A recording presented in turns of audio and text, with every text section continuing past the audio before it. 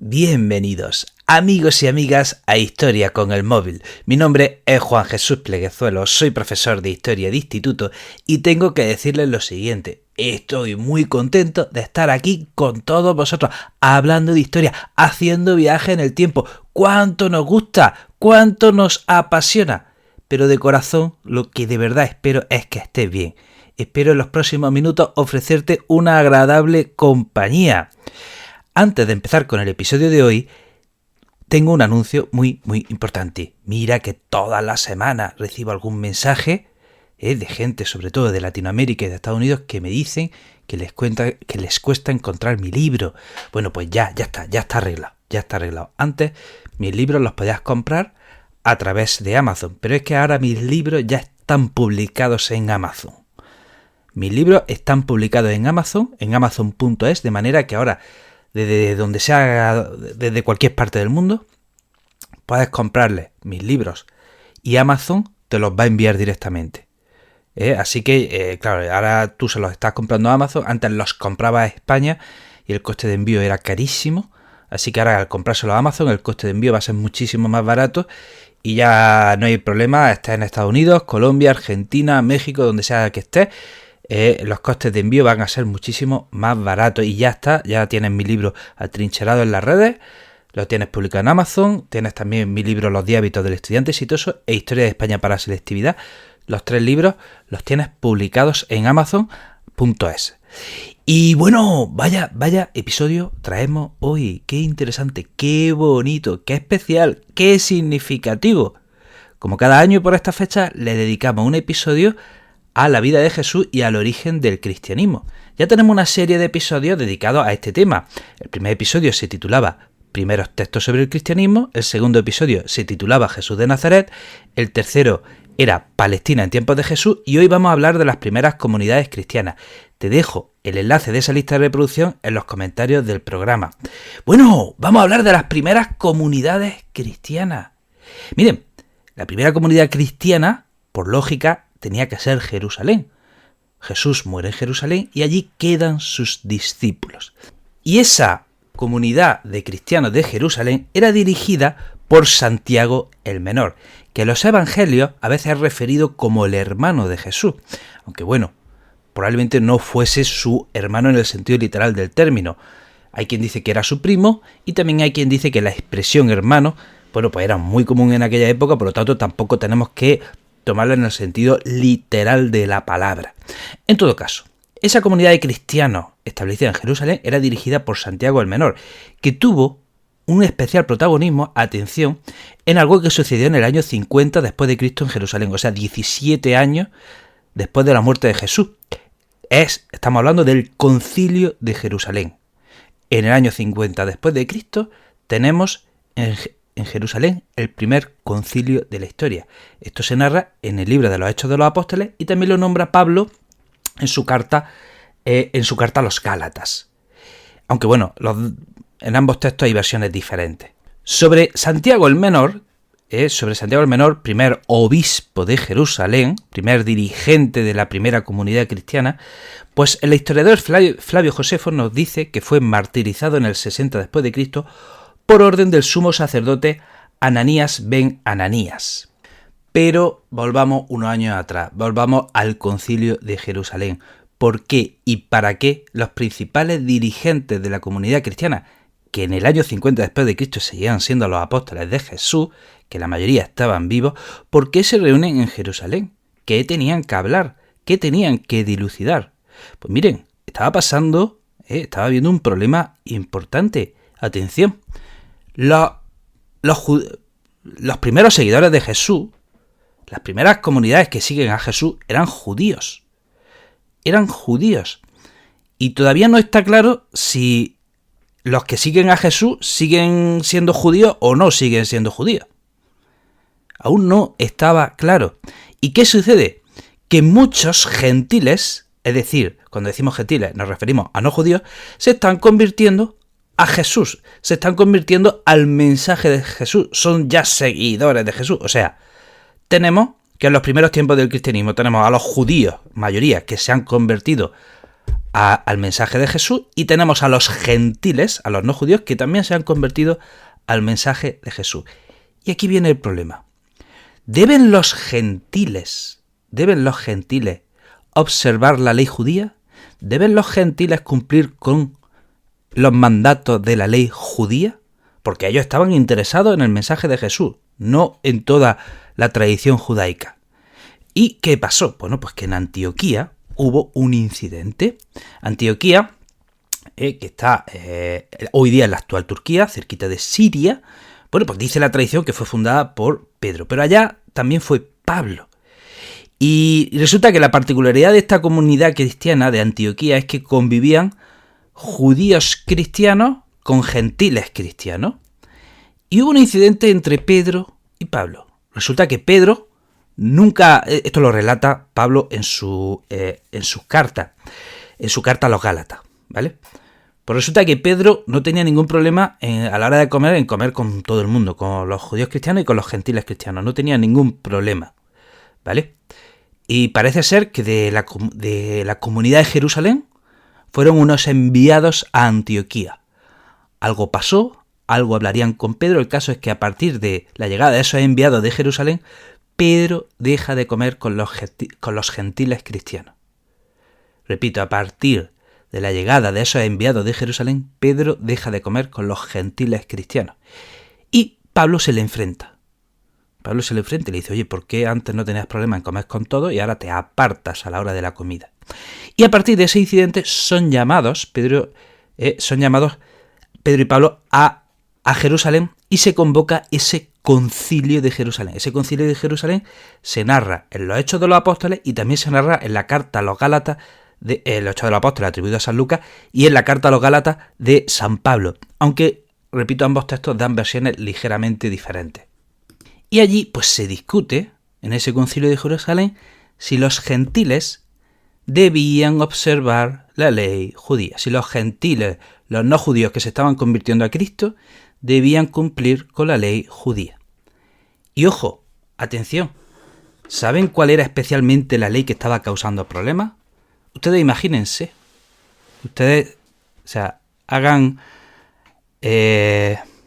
piensen por un momento. Ustedes son un no gentil que en el año 1 después de Cristo, que le obligan, bueno, que se quiere convertir a Cristo. Ahora, ¿hay alguna ley del judaísmo que diría, no, esta no, por aquí no paso? Pista, causaba especialmente recelo y rechazo en los hombres. ¿Qué ley judía, si fueses un hombre que se convierte a Cristo, no cumpliría o no querrías cumplir? Efectivamente, la circuncisión. La circuncisión. Muchos hombres que se estaban convirtiendo al cristianismo decían, pero ¿yo por qué me tengo que circuncidar? O sea, yo sigo el mensaje de Jesús, creo en Jesús, Jesús es el Hijo de Dios, ¿por qué me tengo que circuncidar? ¿Eso a qué? Eso cuando lo dijo Jesús, ¿por qué me tengo yo que circuncidar? Entonces la circuncisión estaba causando mucho recelo en los hombres gentiles que se querían convertir al cristianismo, y eso había que debatirlo. Bueno, pues en el concilio de Jerusalén finalmente se decide que los gentiles que se conviertan a Cristo no tienen que circuncidarse y no tienen que cumplir con la mayoría de la ley judía. Sí se mantienen algunas prescripciones, como por ejemplo no comer carne con sangre, ¿vale? Pero la cuestión es que los gentiles que se conviertan a Cristo no tienen que observar la mayor parte de la ley judía, tampoco tienen que circuncidarse. Y vamos a pararnos un momento en la consecuencia de esta decisión. Probablemente el Concilio de Jerusalén, fíjense lo que voy a decir, quizás sea uno de los eventos más importantes o el evento más importante de la historia del cristianismo.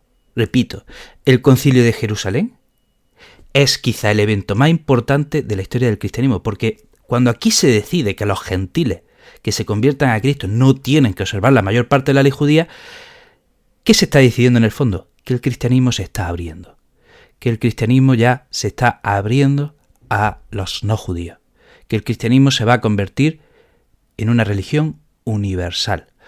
Porque vamos a hacernos la otra pregunta: ¿qué hubiese pasado si en el Concilio de Jerusalén se obliga a los gentiles a observar la mayor parte de la ley judía? Pues que el cristianismo hubiese seguido siendo una secta dentro del judaísmo. Repito, si en el Concilio de Jerusalén se obliga a los gentiles a observar la ley judía tal cual, el cristianismo se hubiese quedado como una secta dentro del judaísmo. Esto es lo interesante.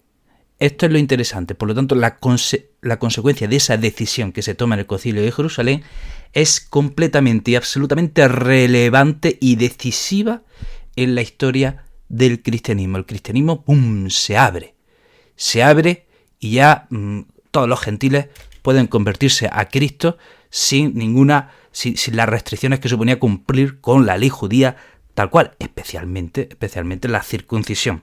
Entonces, ya hemos hablado de la primera comunidad cristiana, que era Jerusalén. Luego tenemos que hablar también, ya hemos dicho, de Antioquía.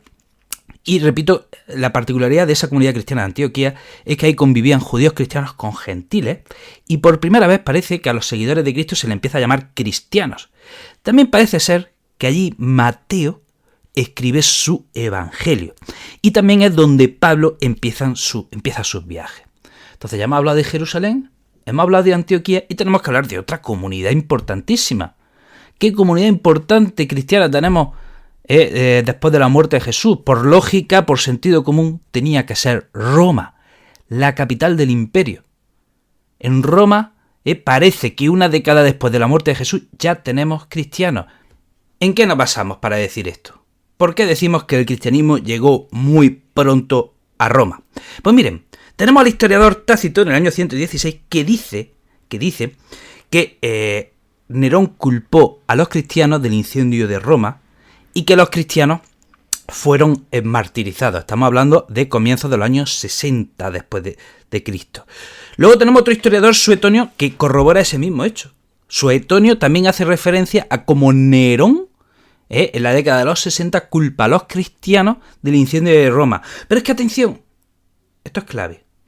Suetonio dice que el emperador Claudio, que gobierna del 41 al 54 después de Cristo, expulsó en el año 49 a los seguidores de Cristo.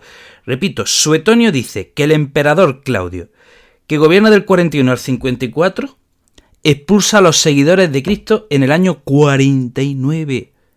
49. O sea, Jesús muere en el año 33, pues en el año 49 ya tenemos documentado la presencia de cristianos en Roma. Pero es que ese testimonio que nos da Suetonio contrasta perfectamente con otro testimonio que tenemos en el libro de los Hechos de los Apóstoles, y ahí nos cuenta San Lucas cómo dos cristianos llamados Áquila y Priscila vienen desde Roma expulsados por el emperador Claudio. Repito, esos dos testimonios cuadran. Suetonio nos dice que Claudio expulsa a los cristianos en el año 49, y en los Hechos de los Apóstoles se nos habla de dos cristianos, Áquila y Priscila, que son expulsados desde Roma por el emperador Claudio. ¿Cómo llegaría el cristianismo a Roma? Bueno, pues no es difícil, porque si Roma es la capital del imperio y a Roma tienen que ir los comerciantes, los funcionarios, pues es de sentido común que algunos de los primeros cristianos, ya sea por viajes de comercio o en sencillamente viajes misioneros, fuesen desde Jerusalén hasta Roma. Luego hay que decir, tenemos una tradición que dice que la primera comunidad cristiana de Roma la fundan Pedro y Pablo, pero es una tradición muy posterior. Esa es una tradición muy posterior y no tiene esto históricamente, casi no tiene ninguna base, ¿vale? ¿Cuál es una tradición posterior? Pues la tradición posterior nos dice que Pedro fundó la primera comunidad cristiana en Roma y que fue martirizado en las persecuciones de Nerón. Y que fue martirizado en una boca abajo, porque él decía, no, yo no puedo ser crucificado como Jesús, mi cruz, ponerla al revés. Y la aparece, dice la tradición que su cuerpo se enterró. Que fue crucificado, ojo, en el circo de Nerón, donde había un obelisco egipcio, ¿vale? Entonces se enterró a Pedro cerca de ese circo de Roma. Siglos después se encuentra su cuerpo, y donde está su cuerpo se crea la Basílica de San Pedro el Vaticano, y a la Basílica de San Pedro el Vaticano se llevó ese obelisco del circo de Nerón, porque ese obelisco del circo de Nerón, que lo vemos siempre en la iglesia de San Pedro, fue testigo del martirio de San Pedro. Pero repito, todo esto es una tradición posterior.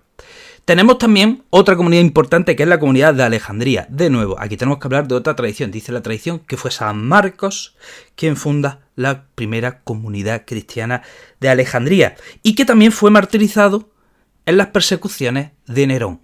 Y esto, bueno, esta historia, en fin, un poco triste. Lo que pasa es que el cuerpo de San Marcos fue robado por unos comerciantes venecianos y se lo llevan a Venecia. Por eso allí se construye la Basílica de San Marcos, que alberga el supuesto cuerpo de San Marcos.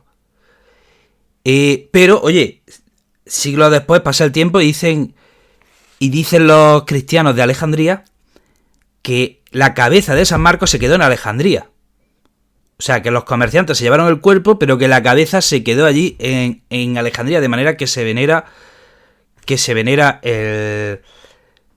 el cuerpo de San Marcos en San Marcos, pero la cabeza supuestamente sigue en Alejandría. Esto, repito, son tradiciones. La fundación de Roma y la fundación de Alejandría, de la comunidad cristiana de Roma y la comunidad cristiana de Alejandría, son tradiciones. Y yo siempre digo, y esto me gusta recordar en el podcast, estas tradiciones, esos mitos siempre encierran algún trasfondo histórico. ¿Cuál puede ser el trasfondo histórico de estas dos tradiciones? Bueno, pues que los cristianos llegaron muy pronto, tanto a Alejandría como a Roma. Eso sí lo podemos tener como algo histórico, como algo cierto, que el cristianismo llegó muy muy pronto, tanto a Alejandría como a Roma. Y en ambas comunidades querrían entroncar con los cristianos más primitivos y bueno, pues en Roma se coge a San Pedro, en Alejandría se coge a San Marcos. Y ya por último vamos a hablar de otras comunidades muy importantes que son las comunidades cristianas de Asia Menor, que está en el este de Turquía. Asia Menor sabéis que es el este de la actual Turquía. Y ya tenemos primeras comunidades cristianas muy importantes como Pérgamo, Filadelfia, Esmirna, Éfeso, Patmos. Y bueno, ¿por qué es importante Éfeso? Porque en el año 54 después de Cristo, después del Concilio de Jerusalén, llega Pablo de Tarso. ¿Vale? Así que Pablo de Tarso, en el año 54 después de Cristo, lo tenemos en Éfeso. Y a Éfeso también va San Juan. Y San Juan tiene que exiliarse de Éfeso a una isla que está cerquita, que se llama Patmos, porque se tiene que exiliar por las persecuciones a los cristianos. Y es en la isla de Patmos cuando escribe el Apocalipsis.